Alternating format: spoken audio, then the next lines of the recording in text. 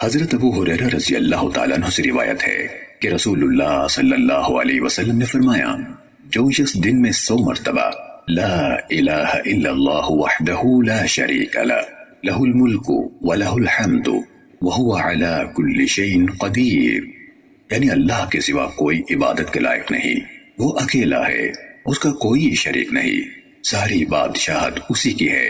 حمد صرف اسی کو سزاوار ہے اور وہی ہر چیز پر قادر ہے، یہ کہے اس شخص کو 10 غلام آزاد کرنے کے برابر اجر ملتا ہے، اس کے لیے 100 نیکیاں لکھی جاتی ہیں،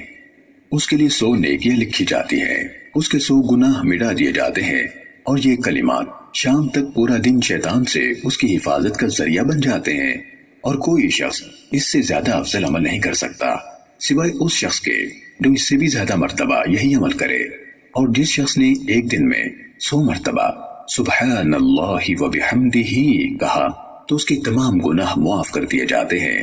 چاہے وہ سمندر کی جھاگ کے برابر ہوں۔ صحیح مسلم حدیث نمبر 6842۔